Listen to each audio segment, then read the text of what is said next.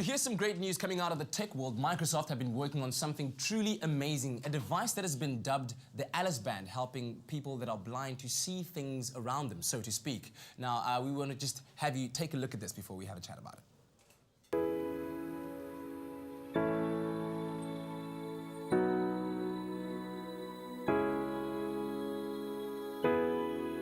At Future Cities Catapult, we're working on a project called Cities Unlocked.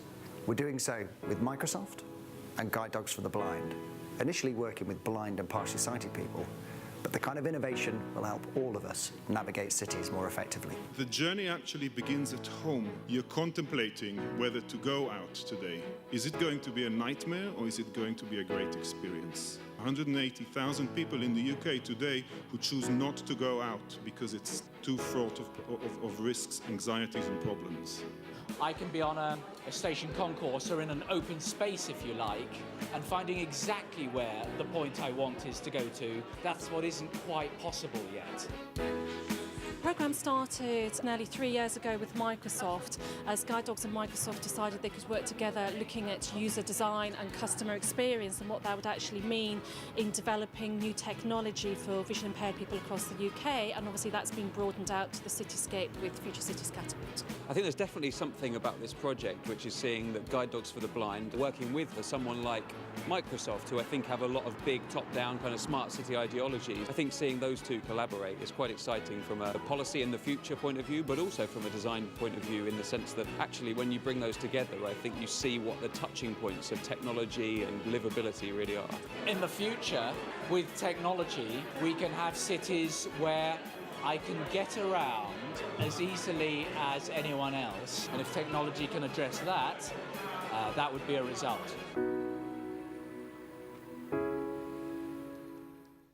Some really exciting and innovative technology over there, and somebody, of course, who knows all about that to demystify what's going on in the tech world, Mr. Grant Hines. G-Funk Delicious!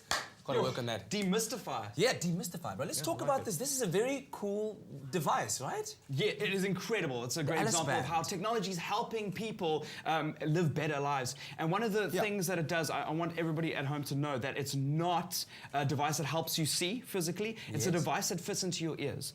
And by fitting into your ears, it's able to relay information about the world around you by pinging if there's a chair next to you. If you're out in the street walking through a park, it'll be able to say, here's a bench.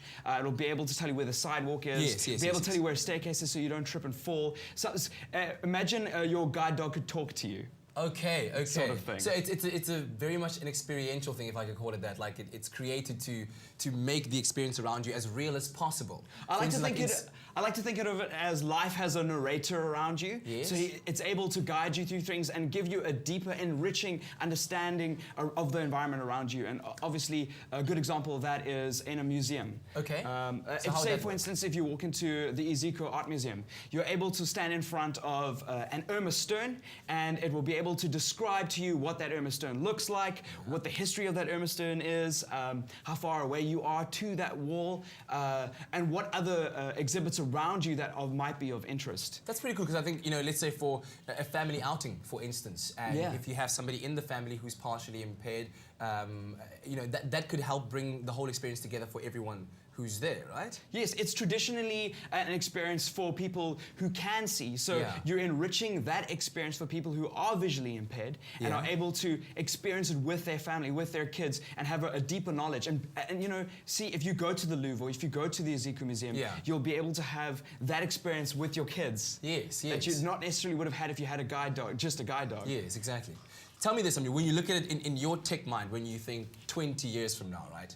What could technology like this essentially become? How does it advance from this, and how does it become even better? It's hard to describe, and it's hard to work out what predictions there would be. But the fact that there's money and research, and Microsoft are putting that into projects like this, means that it's a priority, and it's an example of, it's not just a money-making scheme, it's about making things better, making our lives better. A lot of people see technology as something that's insidious in some ways, but here's a great example of technology around our social technology making our lives better, and especially people that are are visually impaired. That's pretty cool, man. I like where this is going. And I think technology at the end of the day ultimately is supposed to help enhance the life experience, right? Not take away from it. And if you've got a Windows tablet, or another addition to the whole thing is you're able to hold it up to an exhibit and drag your finger along it. So it'll take it'll take pictures of what's happening around you. And you're able to either, if you are visually impaired like for a long distance, be able to read what's happening, or it will relay that information to your earpiece and not bother the people around you. And you'll be able to have that, you know, just by looking around you with that tablet, what's happening. You know, so just being aware. All kinds of devices work together for the greater good, if you will. It's incredible. And then obviously with those learnings and with people using it, we'll see better products coming out of it. Yeah. But right now, it's not available in the mass market. It's not available for people to buy it. It is a concept device, and they're doing a lot of research into making it. So I do want to see where it goes, and I do want to see where they eventually bring it to the market. And I really hope they do. Yeah. You know, when do you kind of think we might be expecting? I mean, from concept to market, how long does it usually take? Like, it's hard to say, but I think if the public is very positive about products like this and are pushing manufacturers like Microsoft to bring it to market because they want to see it happen, even if they're just early adopters, let's do that. Like I want to see that happen. Let's make it happen sooner than later. Awesome stuff. Well, as you can see, I think technology like this will ultimately change the way society really goes about approaching life, and you know, people out there, and making, of course, things like products like this that make life better for the partially impaired and able to contribute to their lives, to their communities, and making the whole life experience a whole lot better. And I think Microsoft deserves some big props for having done that. We really hope that they take this device further and bring it to market pretty soon, man. We live in such an exciting time in history. Well, if you want to become part of Grant's world, follow him on Twitter at Grant Hines. He's my main connect when it comes to tech stuff. He knows all about it. But stay tuned to your Feel Good Breakfast show. Ilana, listen, we've been getting our dance on, man. I don't know. I haven't seen you busting a move. I think it's about time now. Come now. Come.